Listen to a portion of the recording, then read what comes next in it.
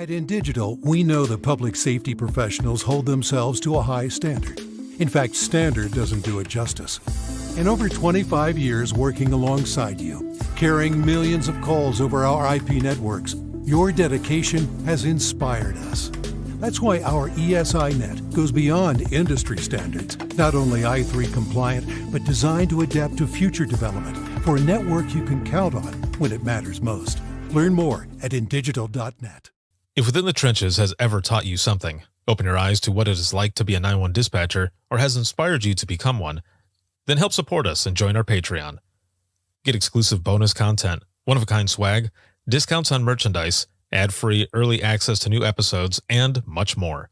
To join, please visit patreon.com/WTT podcast. And if you're an industry partner, we have something for you as well. And now, for the show. This is Jordan, and you're listening to the Code 7 Podcast Network.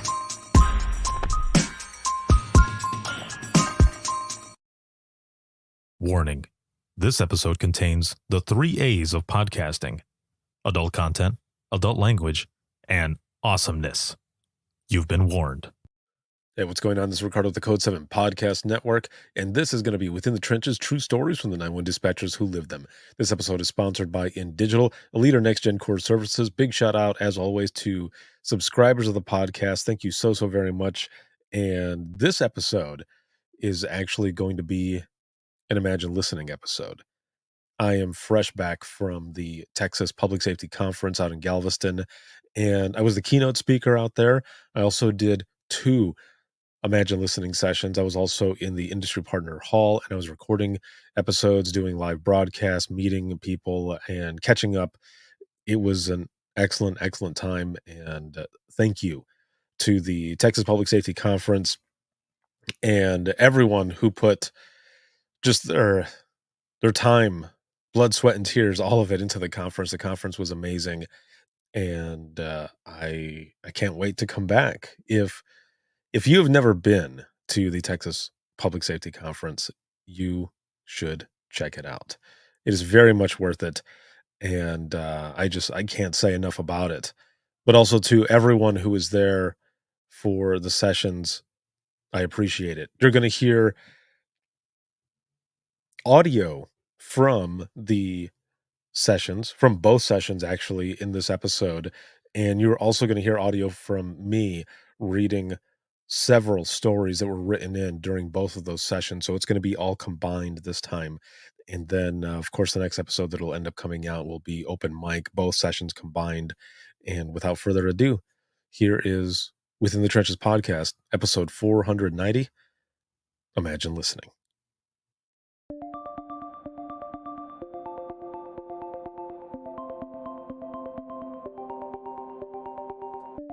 Imagine watching your son take off on his four-wheeler. You have witnessed this many times. He rides, he has fun, and all is well. Now imagine you are 911, taking a call from frantic parents who have just found their son underneath his flipped four-wheeler. You listen to the parents scream while they remove it off of his body. You tell them that help is on the way, and you give them CPR instructions. An officer arrives, and you listen as he performs CPR. "Come on, Freddie. Come on," is what you hear over the phone. This is what it's like within the trenches. In this episode, you will hear stories from the I Am 911 movement, a movement I started to fight the reclassification of dispatchers from clerical to protective and bring awareness to the types of calls that 911 dispatchers answer on a daily basis. This is an Imagine Listening session, and we are here together at the 2023 Texas Public Safety Conference. Now, you heard the warning at the beginning, but I must warn you again and add that if you suffer from PTSD or have suicidal tendencies, you are listening at your own risk. The stories you're about to hear are all true and come from the dispatchers who live them. While some stories have a good outcome, the majority are horrifying. This is our reality. Your worst day is our everyday. So let's start with a bang. I want you to imagine each story. Become the dispatcher who has taken each call and Imagine listening. So that call in the beginning, that was my call. And there was a trigger, actually, for me from that. This was after I was out of dispatch. This was just a few days after I launched the I Am 911 movement. I was watching the show Stranger Things. At that time, it was just the first season had come out. And there's an episode where the sheriff finds the kid that was missing and is performing CPR. And he's saying to him, "Come on, buddy, come on." And I lost it, sitting there watching that. And in the beginning, I didn't realize why. And then I realized that was my trigger, because now I was watching it happen right in front of me. Triggers. It's a hard thing. But it's good to have conversations like this for us to be able to open up and share. So for this first 30 minutes, we'll be sharing some of these stories for Imagine Listening. Again, if you have a save, please share that as well. So, who has a story that they would like to share? So everybody thinks 911, but you guys realize that my deputies, they become like, what happens? So I got a 911 call, that suicidal guy. Our first call was himself. The mom said, "I think in the garage he hasn't going to hang himself." So I had deputies en route already. And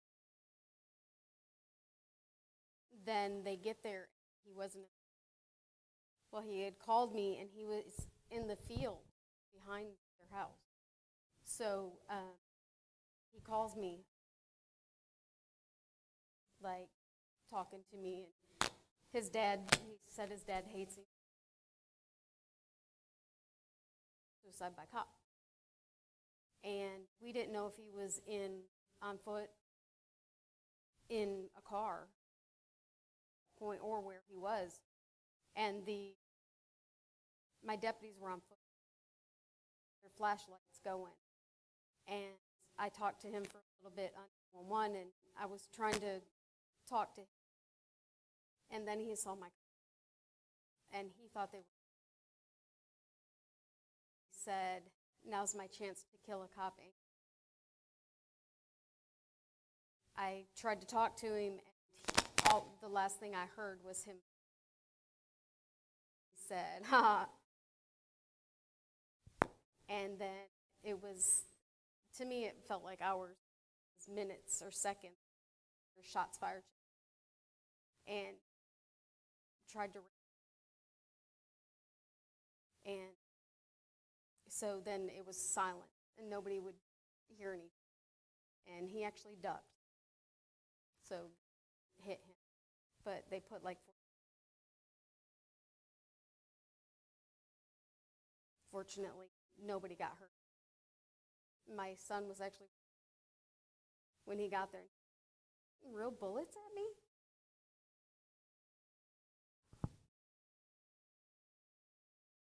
You know, we tried to save them. At that moment, deputy was a call. Thank you for sharing. Right out of training, I got to talk for a female a little bit over 20 minutes while her chimpanzee beating, destroying, and eating for 20 minutes until officer killed the chimpanzee. Thank you for sharing. I answered 911. He was holding his mother as she was dying. And I was with him. He took her very last. He tried CPR. It just got. and I was with not to die on. And it brought me back to sitting when she, and I could with every they cried out, I am 9. Thank you for sharing. There was one that I answered, and the caller was originally just screaming. What had happened was her fiance had shot himself while they were sleeping in bed. And trying to keep her calm while hearing his last breaths were one of the hardest ones. Thank you. Hello. So, pretty much my second year working in dispatch, I've had 3 suicidals that actually killed themselves on the phone with me.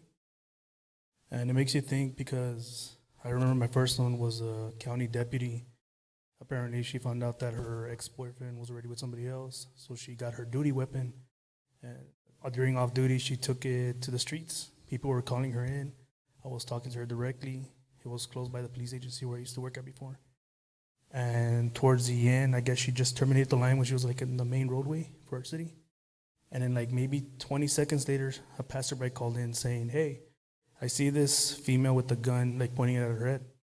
And we had an officer maybe like 15, 20 seconds away. We're right there. So that little time span, she ended up killing herself. And I was just talking to her maybe less than a minute ago. And it got me thinking like, man, she did this because of cheating with somebody that she wasn't with anymore. But it hit her. She was a law enforcement officer as well. And it got me thinking because, I mean, I've been, you could say I was also relatable to that because of my past history. You know, some people go through breakups, some people go through divorce. I happen to be one of them. And it got me thinking like, man, like she took it that far. Like, how far can I go? And then that same year, I had another one where the dad calls in and he's outside the door. His son was in the restroom, and the son was just yelling in the background, I'm going to kill myself. And he was a little frantic. I tried asking him, does he have a gun? He's like, yeah, he does. He has a pistol. I believe it was an MMP. And he was talking to me, but also answering his son. And all of a sudden, I just hear a loud bang. Like he was right there. Like if the door's right here, son's right there, the dad was right here. And I heard everything. And then he just broke down crying. And I couldn't really comfort him. It's not like if you're right there, like maybe he doesn't want to hear some words. And it's understandable because of liability. You can't say some stuff to, you can't bring religion into it, because what if he tries to commit suicide himself after you just found out that his son killed himself in front of him? And I'm like, man, it's relatable. And you just start thinking like they go through that, I go through that, but I didn't take it that far.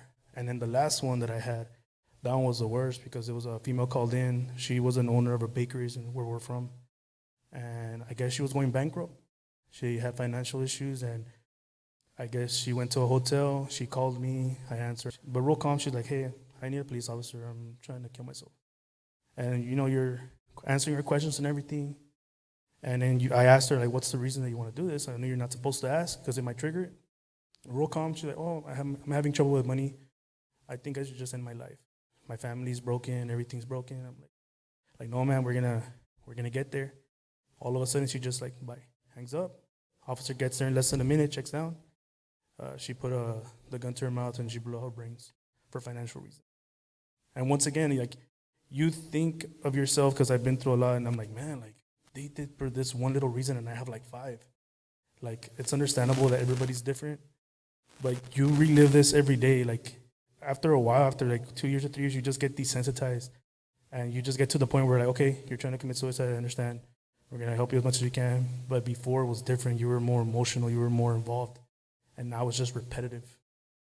And when you put yourself in their shoes, you understand what they're going through. But we at least have the mental capability or we're strong enough to kind of resist it, even though we're so close and we're reminded every day. Thank you. I was 2 minutes into my overtime, 10 p.m. I got a call from a frantic mom who could not find her 2-year-old. We get these calls a lot, so I didn't think much of it, and it hit us at the same time. It's an apartment complex. Check the pool. She first saw the floaty sticking in the gate and then found her 2-year-old at the bottom of the pool. I heard the splash. I walked her through CPR, and it felt like eternity when in reality it was maybe 5 to 7 minutes before anybody got there. I later found out that she tried to kill herself and she had other children. And to this day, I can't look at a pool the same. Thank you. I know it might not seem like it, but this is good. This is good that we're talking and sharing, all of you. Whether you share or not, this is good. It is hard for me to explain to people what it is like to do this session, to be in a room with people that you know, understand, where you don't feel alone. I've wondered the same thing with people calling in. The thoughts, everything that comes through. How are we that much stronger? And I think it's because, maybe it's just because this is what we were born to do, is to help all of these people. And yeah, sometimes we don't pay attention to ourselves, but all of that is changing. Just like what we're doing right now. We're helping each other. I listened to you gasp for air while the flames crackled around you. I heard you rasp the word fire. I begged for you to get down to the floor and tell me what room you were in, to call out. I heard the firefighters find you, and I sighed with relief. I cried when I found out that you and your mother and daughter all perished. Thank you for sharing that. So I came in on a morning shift, and apparently that night there was a guy who had went and met his girlfriend and took her off somewhere. Then he went to another ex-girlfriend's house and tried to do something to her, but she had a new boyfriend, so he fought her off. Then he went and broke into a random business, but at this time, my department did not know that this all coincided with one another. So I got a call when I first got to work from this mother saying my son just drove up in his truck and his girlfriend is dead in the back of it. And he told me and his stepfather, if you want to end up like that, you know, if you don't want to end up like that, you better leave. He was high on wet, which is marijuana and I believe embalming fluid, dipped in embalming fluid. So after they left, he started calling 911 himself. And I talked to him for about 6 hours off and on the phone while he described to me how he was mutilating his girlfriend, how he was cutting off her ear and he was cooking it on the stove. Then he called me back and told me how it tasted. Then he told me how he was carving his name in her chest and how he cut off her finger and how he was doing this other stuff to her body. And at the time I worked at a rural county where it took probably 3 to 5 hours for, especially on a Saturday, for the SWAT team to gather up, meet somewhere, devise a plan on how they're going to get him out of the house. So again, we talked for about 6 hours on the phone, off and on. He finally started coming down on his high, and I got his mother on the phone on three-way. And between me and his mother, we talked him out of the home without incident as far as involving any law enforcement. He surrendered. But in my mind, I did not think that while he was telling me this stuff that he was actually doing it. I just thought he was high. I knew he had killed her, but I just thought he was high. And all that time, her mother is calling, trying to figure out where her daughter is. And we're like, we know where, I had to tell her, like, we know where she is. But I couldn't tell her what was going on because she wanted to go out there and save her daughter. So I'm trying to talk her into staying at home so she doesn't put herself in harm's way. They got him to the jail, and he had parts of her body in his pocket. And so when it confirmed that, like, I have to admit, I never really watched them anyway, but I kind of refuse to watch any type of horror stories, especially if it's got something involved with, like, cutting people or cutting off, different limbs or whatnot, because it just takes me back to that. And as I was explaining to you earlier, that was 15 years ago. But it still sticks with me. Thank you for sharing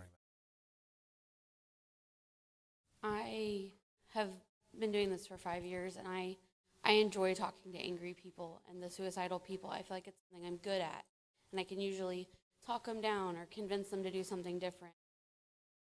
Friday night, I was working a 12-hour shift just trying to get through to conference and vacation. I got a call from someone, and it wasn't just someone living in an alternate reality with mental illness. It wasn't just somebody angry. It was an adult man just sobbing. He was broken, and he was sitting at one of our public parks with a firearm, and he just said nobody cared, and he just was broken, and he hung up on me. And by policy, we call back twice, but I probably called him back 20, because I knew every time he denied my call, it was one more second he knew somebody cared while we got off.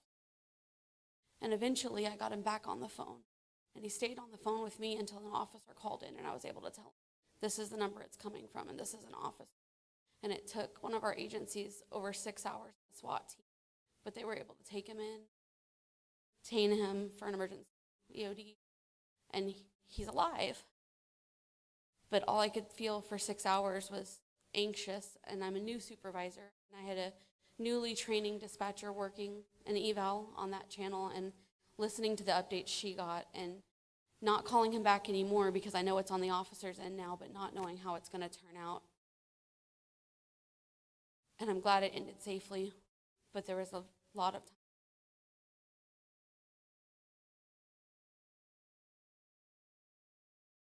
Thank you. So I've been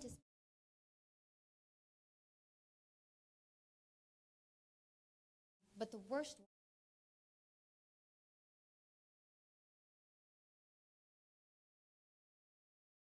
the second he said I knew he got carjacked.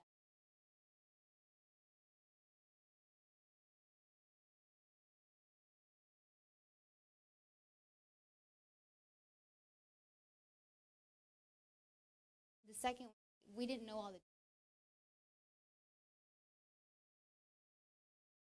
I was like, because I live in one city. As I was leaving, as a mom, but just like a light switch, I turned it on, pulled over.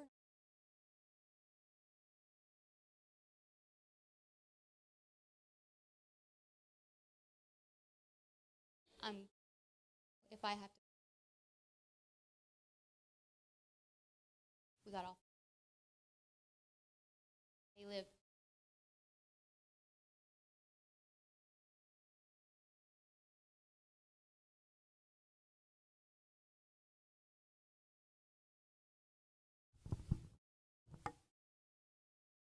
Actually, I got reminded of another one that really affected me, I could say, on a personal level. I'm a father of 2 kids. At the time, they were like maybe 4 or 5. They're back to back. And when I used to work at the other agency, we received a disconnected 911. I guess a little girl, you could tell it was a little girl, that she was calling saying that, I guess for what you can understand is that her nana. She kept saying her nana. And most of the time you think it's like a prank call or it's like a kid playing with the phone, right? And it was a disconnected line. You couldn't really pinpoint face to GPS. We had no locals on the number. It got to a point where it was just plotting on a tower. And I guess it gave you a range of how far from the tower it is. And there was our neighboring. And I guess I was on radio that time. And the phone operators were trying to call back. They couldn't. They tried to get addresses. They couldn't. I guess they didn't know how to handle little kids. They just gave up. They were being very robotic. Like, pass the phone to your mom, pass the phone to your mom. But they never really tried to, I guess, bring it down to their level. And when I saw that, my supervisor put their possible 3-year-old calling 911. They pretty much just created the 911 hang-up call, documented the information. Okay, we're going to get rid of it. And I remember I was on the radio, and I'm like, hey, why keep trying. Like, did you try talking to the kid? Like, no, we called already 20 times. She's not coming through. She's not answering our questions. She's probably playing with the phone. No, so I was on radio. I'm like, I reactivated the call, and I called back, and she answered. Hey, pues you could tell she was, I guess you could say, Spanish oriented. So I started, hey, mamacita, ¿cómo estás? ¿Cuántos años tienes? You know, how old are you? And it got to the point where I could kind of understand her because of my kids. And I took it personal. I'm like, ¿y tu abuelita? Where's your grandma? And then she would say, like, oh, she's acostada. She's laying on the floor. And it clicked. I'm like, ooh, okay. I see what's going on. So I kept asking her, what's your address? You know, she didn't know her address. She couldn't give me her name, her last name. So I did something that you're not supposed to do. I told her to go outside the house. I'm like, hey, can you open your front door? She's like, yeah. I'm like, can you go outside? She's like, yeah, I can go outside. I'm like, okay. So I told her to go outside. I don't know how I did it, but I made her go to her neighbor's house. After maybe like 3-4 hours of trying, she finally knocked on the door, and then you could hear the guy in the background, hey, what are you doing here? And then I'm like, give the phone to him. And then he got it, and he's like, hello? Like, really, like, I guess you could say confused. And I'm like, hey, sir, this is me from this city. This girl keeps calling 911. I'm not sure what's going on. What's your address? That's the first thing I focused on. What's your address? And then he gave me, like, real confused, like 3-something, why? Okay, can you please follow her to the house? Apparently, she keeps calling 911, that something happened there, but we can't understand her. And it got to the point where the guy went inside, and he found the grandma that I guess slipped on the restroom, hit her head in the tub or in the sink or something, and was actually dead. And she was taking care of the daughter while the parents weren't there. I don't know. I didn't really find out about that because it was another neighboring jurisdiction. So we relayed all the traffic. We got EMS. They ended up finding her. I don't know what else happened after that. So it pretty much, I did all the work and went over there, and then I was cut off. So I ended up staying like, man, imagine if that was my kid. Like, I need to train him. I need to tell him, like, what's the number, what's this? And my supervisor, who has given up, she's like, you did good, but you did something you weren't supposed to do. Like, what if she would have gotten lost, or a car would have hit her, or she would have been taken or something? Like, yeah, but yet your other resources are done. Like, what do you resort to? Sometimes you have to do stuff off the book to get it done. And as bad as it is, as liable as it is, sometimes your agency will back you up, sometimes they won't, because I guarantee you that if something bad would have happened, I would have been the bad guy. But because it was good, they nominated me for an award for the city. And thanks to my brethren here, I got reminded of it, and I was able to find a picture of the email. I'm like, man, it's been so long, I didn't remember. I forgot how personal that was. And now anytime anything happens with the kid, you know, like all the things that are happening with children and everything, that's the one thing that really affects me. Everything else I got desensitized. But when it comes to children, it just hits a different level. But yeah. Thank you. I heard you screaming. There's blood everywhere. You were crying and hysterical. You were 19 years old, and had just found your mother, who had shot herself. You told me you were not able to go back inside to see if she was breathing. You just kept screaming, the blood. The blood is everywhere. I stayed on the phone with you until help got there. I still can hear your screams and the trembling in your voice. It has been almost 20 years ago. I am 911. I answered the phone as he was dragging his family out of the house. He painted the picture, the scene. He came home to his family passed out.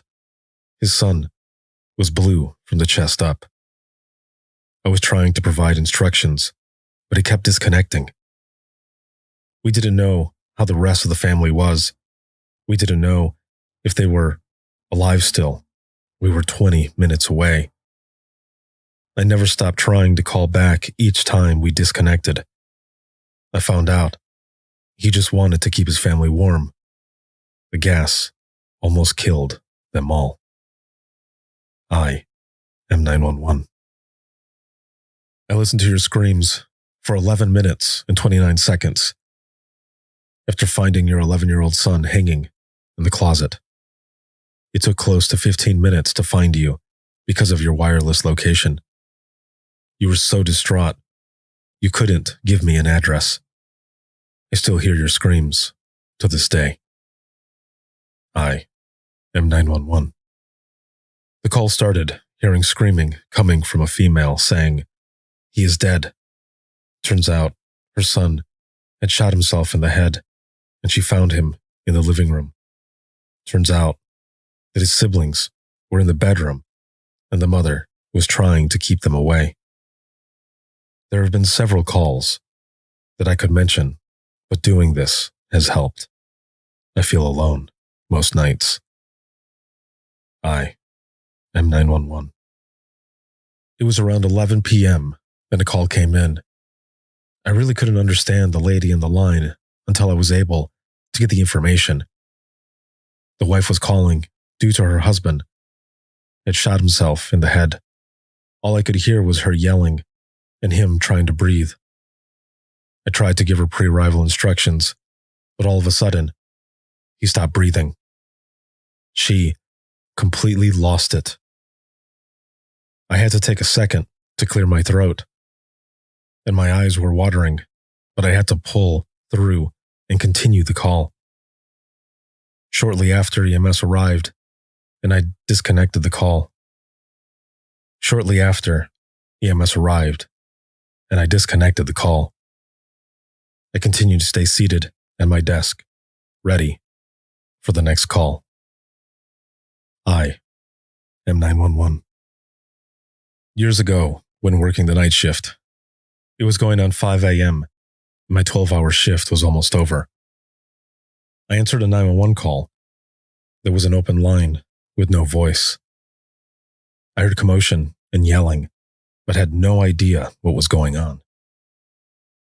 The phone line disconnected, and I attempted to call back. The second time calling, a female answered, and was very hard to understand. The female started explaining her ex-boyfriend broke into their apartment and shot 2 times down the hall towards them. While the phone was disconnected, he kneeled them down in the closet and shot her boyfriend in the head. He then turned the gun on her, went to fire, and she moved. The bullet got her in the mouth, but she survived, and the ex-boyfriend took off. Until I played the recording back, I did not even know about the 2 initial shots. This was one of my hardest calls as a 911 dispatcher. I am 911. As the flames consumed your home, I heard your cries for help. I heard you struggle to breathe. I had responders outside your window, but they could not get to you. When I was told you had been taken to the hospital, I had hope, but you didn't make it. I still hear your cries and your struggled breathing. I am 911.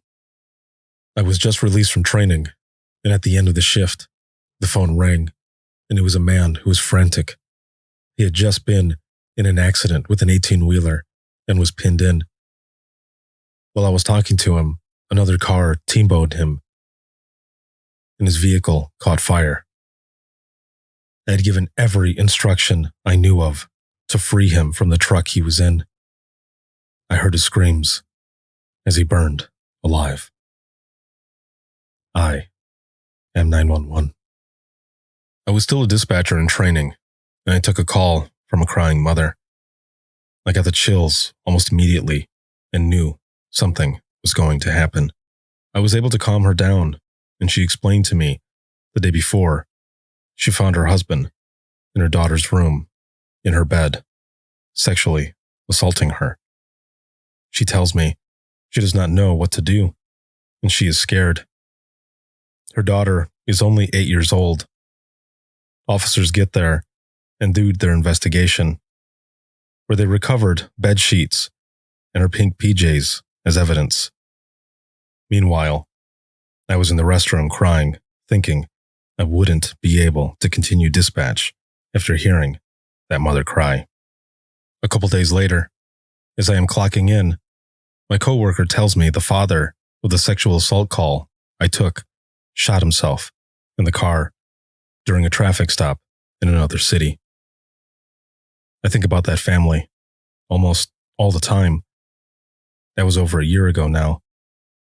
I think about the mother, if she regrets calling and telling me what happened, And I think of the child who not only no longer has a father, but was a victim of someone who was supposed to protect her. I am 911. On December 9th, 2022, at 02:34 hours, I answer the phone, like always. On the other end was a man telling me he needed to report a suicide. I began my questioning. Once I asked, "When did this happen?" he answered, "In about 3 minutes." Then I knew he was talking about himself. I went through all my questioning to make sure my officers would be safe when they got to him. I attempted to talk to him, to connect with him, until the help got on scene with him. He told me he saw the lights coming, so he was going to hang up. I remember asking desperately for him to give me the chance to give him some help. He told me no, hung up, and officers arrived in less than 30 seconds. He shot himself in the head and died. I felt as though I had failed him, knowing that my words were the last he had heard, wishing I could have given him just a few more seconds of hope.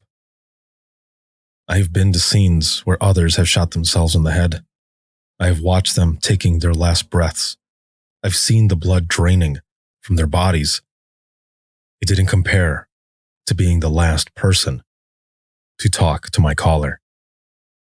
This was my call, the one I will never forget, will stay in my mind forever.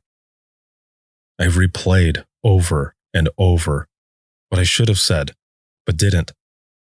What I said and maybe didn't. I've replayed suicide calls in my head over and over, hoping to be more prepared with responses in the future. I am 911. About 3 years into my career, I answered a 911 call from a woman who wanted to report her teenage son missing. She said her and her family had just returned home from going out of town to eat, and he wanted to stay home instead of going to eat with them, so she let him. At this point of the call, I had already had a bad feeling. So I began asking questions about his mental health. Has he been withdrawn? Has he done this before? Has he ever struggled with any issues of that nature, etc.? I finished taking the information and dispatched deputies for a missing person to that location. A few minutes later, I answered a call from a male stating, "We found him," as a woman was screaming, "Not my baby," in the background. Of course, my heart dropped. I confirmed it was the same call, of course, and they found him in their back pasture with a gunshot wound, self-inflicted, to the head. Come to find out, him and some other students had a suicide pact. They agreed to commit suicide that night. Being that several people in my family, including my father, have committed suicide, this hit home, on top of having a son of my own. I am 911. About 2 years into my dispatch career, I was working during the early morning hours. 911 rings, and I answer to an elderly lady saying her house was on fire. The address was a private road in a rural area of the county I worked for. I immediately dispatched the volunteer fire department for that area and started asking my caller if she was able to get everyone out of the house, only to find out both her and her elderly husband were disabled and not able to get out. I stayed on the phone for what seemed like forever, 3 minutes, talking to her and trying to reassure her help was on the way, only to hear her take her last breath before the fire department could get there. Both her and her husband passed away that morning. I am 911. In my first 2 months of dispatch, while still in training, I received a call from a distraught male saying he had just ran over his 4-year-old son with a tractor while trying to mow. I just remember him saying over and over again that he thought he was inside with his mom. I transferred over to medical and continued listening until EMS and sheriff's office got on scene and asked for JP because he wasn't able to be saved. Within 10 minutes of taking that call, I received another call from a man at a gas station only 5 minutes down the road of the first call. This man was frantic, saying his wife was 8.5 months pregnant and he thought she was in labor in the car. This call ended with a baby boy being born in a car in a gas station 5 minutes from the location where a 4-year-old little boy lost his life. I am 911. So one night, I was working in dispatch, and it was about 3 a.m. My grandmother was dying. She was in hospice care. We knew that she was getting close, right, to passing away. I was sitting on backup phones, and I was sitting on backup because if she passed away during the time that I was there working, I would be able to leave to be with my family. And I keep getting text messages from my family. Breaths are getting further and further apart. It's almost time. My partner who's working on main phone says to me, Ricardo, I'm going to go to the break room to get something really quick. And I said, sure, go ahead. There's nothing going on anyway, which is kind of like saying the Q word, right? You're tempting fate. Something is going to happen. As soon as that door shut, the phone rings. And I never hesitate to pick up the phone, but this time it was different. And with this old phone system, you had to wait about a second before the information would show up on the screen. And I waited. The hair on the back of my neck was already standing up. And when I saw the phone number on the screen, it was my mom's phone number. And I remember all I could think was, what are the odds that I'm the one taking this call? So I pick up the phone, Allegan 911, where's your emergency? And I hear my cousin Brenda, and she says, Richie? And I said, yeah. And she goes, Grandma just died. Again, what are the odds that that was going to be me taking that call? So I went through the motions and everything, and I get to leave. I go and pick up my brother, and we take off to my aunt's house where my grandmother was, where she was staying at the time. I remember the officers called me on my way there, and they said, hey man, we're here with your family. They're doing as well as they can, given the situation. And I said, thank you for being there with them until I got there. And he says to me, I also want you to know there is no one on the west side of the county. So don't be a dumbass. Just get here as fast as you can. I told this story to a friend of mine later on, and he said, what a blessing. And I had never thought about it like that, as a blessing. And then I thought about it more and more. My grandmother was living with my parents before my siblings and I were born.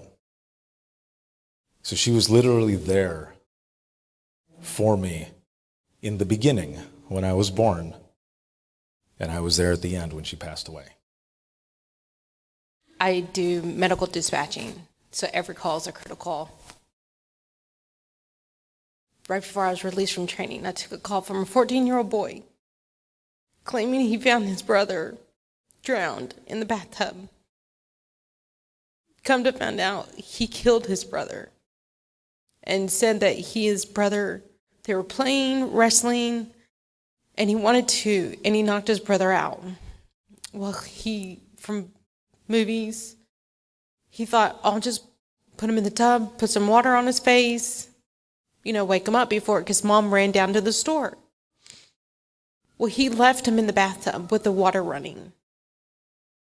His brother ended up drowning from the water consistently running over his face, thinking he was trying to save his brother. Mom gets home while I'm talking to the 14-year-old trying to get him out of the tub to do CPR. All you can do is hear Mom crying and screaming, my baby, because he was a 6-year-old. And the poor 14-year-old is like, I don't know what happened. I just found him in here. Didn't tell Mom that they were horse playing, wrestling, knocked him out.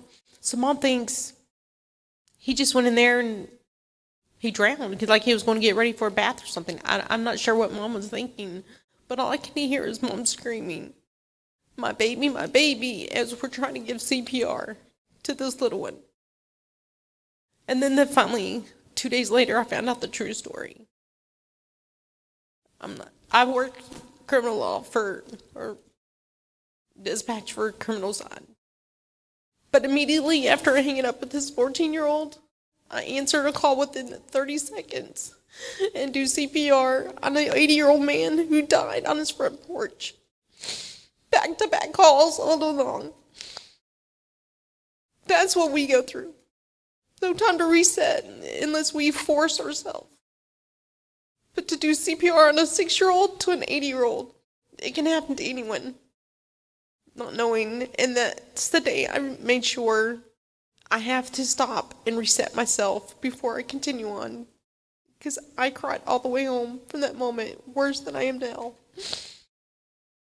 It's those moments that we do for the public, and nobody knows. Thank you. So I was still a baby dispatcher. I was just a year in, 27 years now, but just a year in, and I live in I was dispatching for a rural county area, and I got a 911 call. We were a secondary PSAP, so the city transferred it to us accidentally. Wasn't prepared for it. I was 18 years old, and it was a guy I couldn't understand. He sounded like Donald Duck. He just kind of had a lisp or whatever. So of course at 18, you're not trained with that split ear and all that just yet, trying to figure out. And he was trying to report that somebody had committed suicide or attempted to commit suicide, and that we needed medics out there. And so after asking him the same questions and him getting frustrated over and over and over again, something hit me. And I said, "Sir, did you just shoot yourself?" And he just got quiet because he had in fact tried to kill himself, and he had put the gun in his mouth and blown his nasal cavity out the top of his head, which is why I couldn't understand him, and he sounded like a cartoon character in essence. So I thought right then, I don't know if I'm prepared to do this the rest of my life, you know? So yeah, I remember that was my first super traumatic, obviously. There's been several more since then, but so yeah, we got the medics and the police out there. I just thought to myself, what a cold place to be where you don't have any other hope, and then feeling like, so to speak, because he had said, I can't even do one thing right, which was take my own life. So that's my story for now. Thank you. Thank you for sharing that. So I have a question. With all of these hard calls,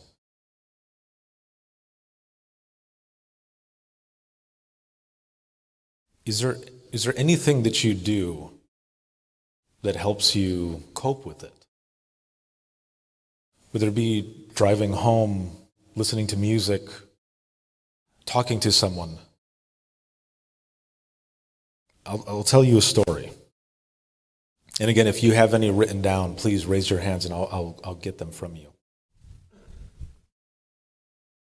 So I took a call one night, and a lot of these calls were at night. I worked midnight shift. That was my jam. Midnight shift was my thing. I could not do mornings.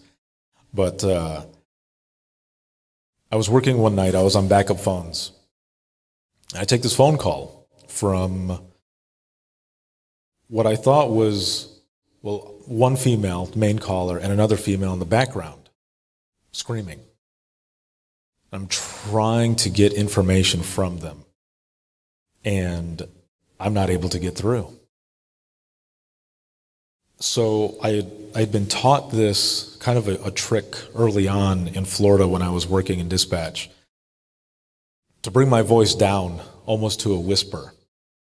Because when you're talking and you're bringing your voice up higher to try to get the person to listen to you, it's not doing anything. It's really just background noise. They hear something, they know something's there, but they're not going to respond. So you bring your voice down to a whisper, makes them think that there's nobody there. And it worked for me every time I did it. And luckily this time it did as well. And the person stopped and said, is someone there? Is someone there? And I said, yes. And I got the address. So what happened was this girl who called in, her and her boyfriend and her boyfriend's brother, they were out at a bar a little bit earlier. And her boyfriend's brother was very upset. He'd been drinking a lot, and he was upset because of a breakup. And he just kept saying that he didn't want to live anymore, that he just wanted to kill himself. So they get back home. He's standing outside. The caller's boyfriend goes out to talk to his brother. And he tells him again, I want to kill myself. So, for whatever reason, the caller's boyfriend goes inside and gets a gun that is loaded and hands it to him and says, if you're going to do it, go ahead and do it. Thinking that his brother was not going to do it, that he would realize what a stupid idea it was, and he would be done, that he wouldn't do it. Well, he took the gun and he shot himself in the head right in front of him. So the other female that I thought was there was actually my caller's boyfriend. He was in that much pain that his voice was at such a high octave that I thought it was another girl that was there, but it wasn't, it was him. And I could just hear him screaming in the background, I can't believe he did it, I can't believe he fucking did it.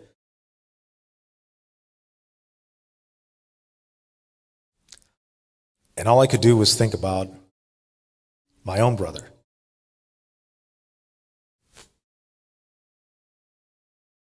Not that that was something that happened with my brother, but in that moment, myself, putting myself in their shoes, thinking about my own brother, what would that be like?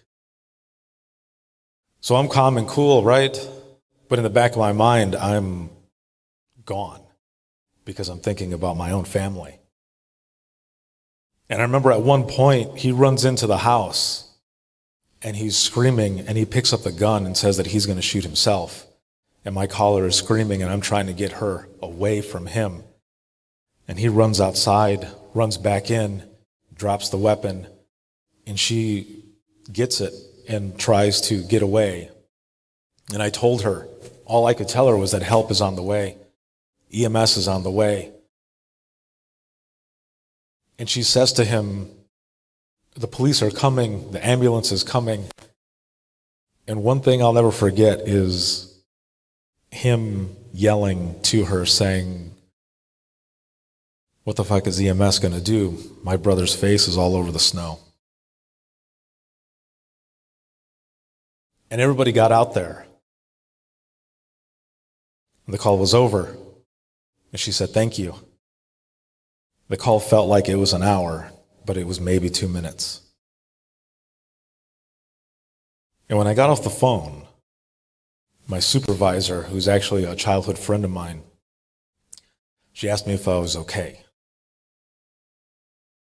And I bet you can guess what my answer was. Exactly. I said I was fine. I said, yeah, don't worry about it, I'm fine. But I wasn't fine.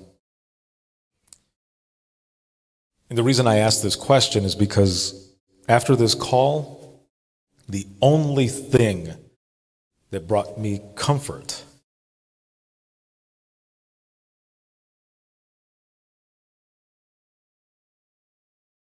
was my own brother. I left that morning screwed up. I remember I got in the car and I called him. It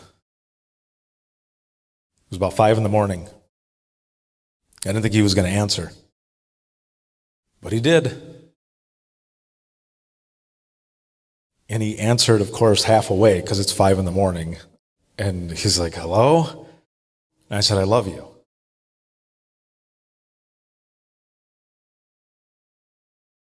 And of course, like any sibling, he goes, shut the hell up. Yeah, yeah, exactly. Why are you calling me to tell me this? Yeah. Yeah. And I said, no, man, I do. And he goes, what happened? And I told him what happened. Not in as much detail, because I didn't want him to feel what I was feeling. I wanted to protect him. But at the end, he goes, I love you too. So that's why I was asking. Because sometimes the smallest thing can be the biggest thing. All I needed was to hear his voice so I could feel better. And sharing that call, continuing to share it, has made it a lot easier. So doing sessions like this, or talking with your own folks, is actually a good thing, and I'm glad that the culture is changing. I mean, JC knows you work with this stuff, you do a lot of this as well. But before, it was almost like we were not allowed to feel. Kind of like you were saying, you take that call, 30 seconds later, you go to the next one. I hope that in your center, that you have peer support, that you have a team, or the people are talking. But if not, it's your chance to go back and say, it was part of this session, and we were talking. This is what we need to do. And like I was saying in my keynote yesterday, there's a lot that goes into not peer support, but short staffing. There's a lot of variables. But what if one of those main parts is something that we do for a living, and that's talk? What if people just need someone to talk to? Seems easy, but it's hard for us to do it. But I'm glad that we're doing this. Does anyone have a story to share? So this was the only time that I think I've regretted wanting to find out what happened after a call was over. This guy calls. He had two 6-year-old girl twins, and he said that one of them had fallen off a short ledge and hit her head, and she was not conscious, not breathing. So I start coaching him through CPR. His girlfriend or wife is there, thinking it ended up being the stepmom, and they're going through it. I hadn't done a whole lot of CPR coaching. I think this was like my 3rd or 4th one. And it sounded weird. I was counting, and they would start counting, and then they would kind of stop and fall off and start talking to one another in a kind of heightened, emotional tone. And this is like my 3rd or 4th one, so I didn't think it was super strange, but it piqued my interest a little bit. So I kept trying to get them back on track, coach them through CPR, law enforcement. We dispatch for all of it. Law enforcement gets there, EMS gets there. I hang up the phone, and probably a couple hours go by, and the child ends up deceased. There was nothing they could do. The JP gets notified. And towards the end of the night, I'm pretty good friends with one of the officers that responded. And so I asked him, hey, what happened? I know she didn't live. Was it like it seemed? And come to find out that neither one of them were ever doing CPR. And they were lying to me while I was on the phone. And so I felt like a fool. And the other sister, both of them were beaten and locked in rooms and starved. And both of them had bruises consistent with being beaten with a studded belt on their back. And when one of the officers there tried to examine the sister. He said, "Hey, can I look at your back to, make sure you're okay?" And as soon as he lifted up her shirt, she just kind of winced, and he was like, "Okay, that's it." So they ended up both being charged for various things, but I really wish that I hadn't known that, just been okay if knowing that she had lived or died. Thank you. It's hard, right? Sometimes, because one of the biggest things that we suffer from is closure. Sometimes we want to know the rest of the story, but then, like that, sometimes we don't, because that continues to stick with us.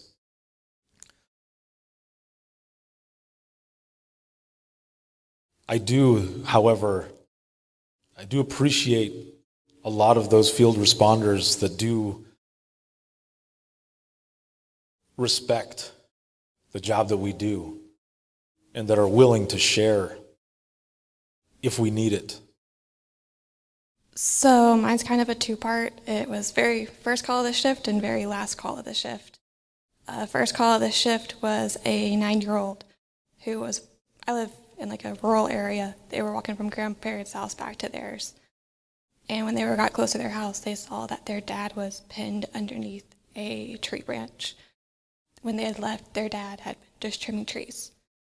And he found him, just hearing him scream, "Daddy, Daddy, Daddy, wake up." He's 9. He didn't know the address. We're trying to pinpoint his location, but it's all from the towers out there. We finally were like, "Do you know your grandparents' number?" And thankfully they did. So we called grandparents, like, "What's your address?" And we got help out there.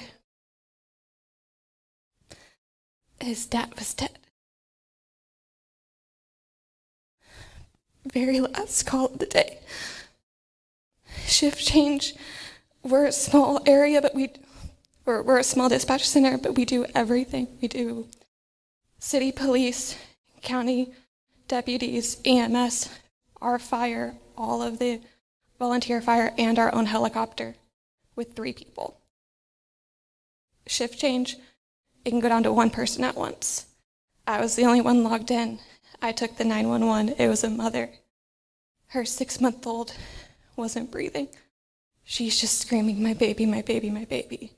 I'm like, okay, we're going to start CPR. The line's going to go silent for just a second because I'm going to have to self-dispatch. Don't hang up. Just keep on doing CPR. Halfway through me talking, getting my medics on the way, she hangs up. As soon as I'm done on the radio, I'm calling her back. I'm calling her, I'm like, "We got disconnected. Why did you hang up?" "Oh, I decided that we're just going to drive to the hospital instead." She lived right around the corner from one of our medics, like their bases. And the hospital was across town, but the way the roads are, she was driving the opposite way of my ambulance. And like, "Pull over, my ambulance is right behind you. If you are driving, you are not doing CPR." Click. Called her back. "Pull over, let me try to help this 6-month-old. She's like, stayed on the line, but she drove straight to the hospital and the baby ended up dying. So in one day, it was a child screaming because their dad had died. And then a mom screaming that her child was dead, but then refusing to do anything. And I just felt so helpless that day because there was nothing that I could do. Thank you for sharing that. With all of these calls, especially these hard ones,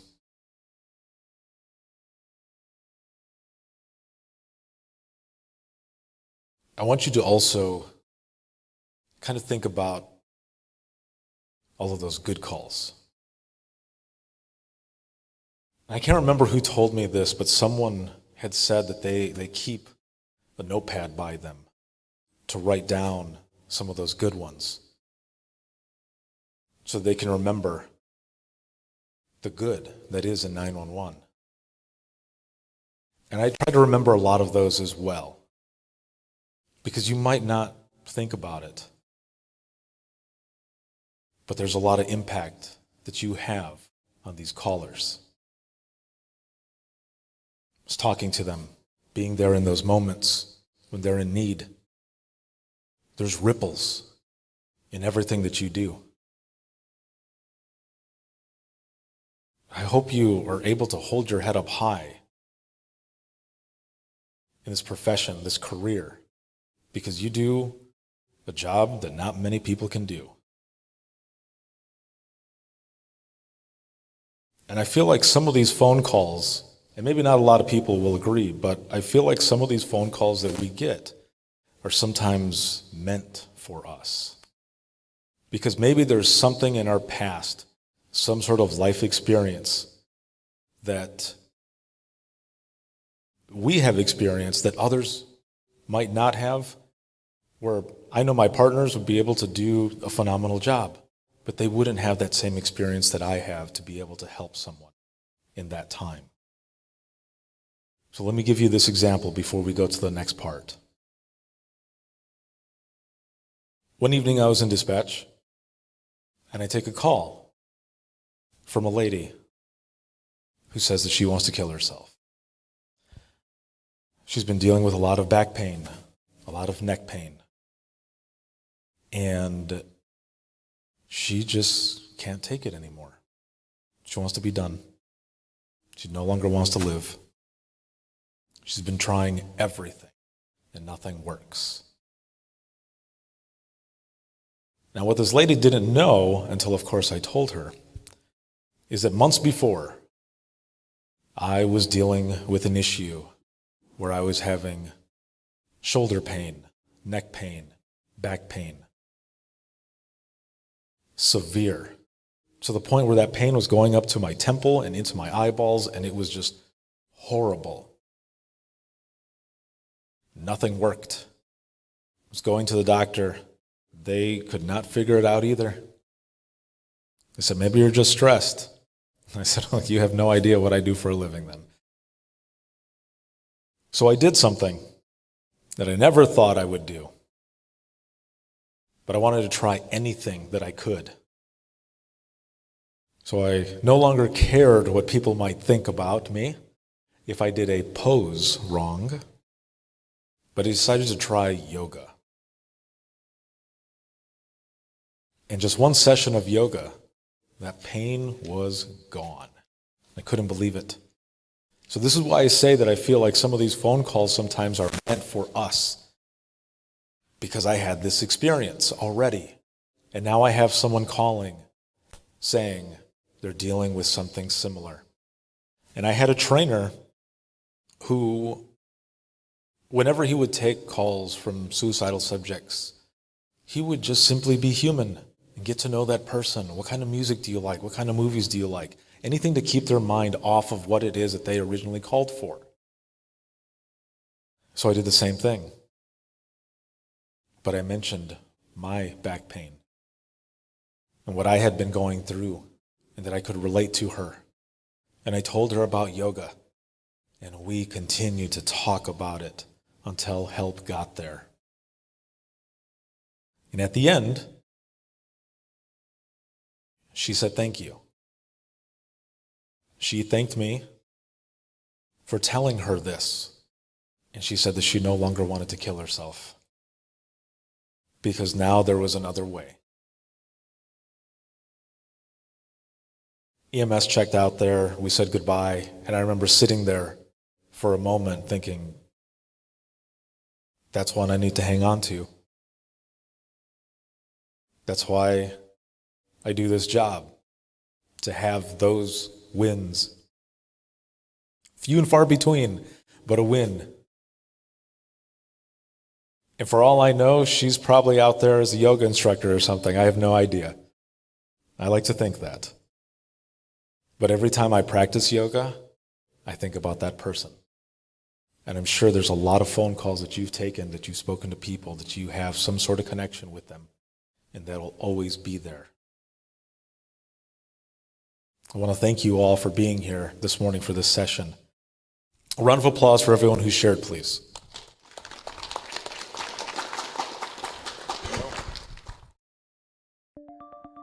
That was Imagine Listening. Those were all the stories that were shared from those who make up the I Am 911 movement out of Texas, and it was phenomenal.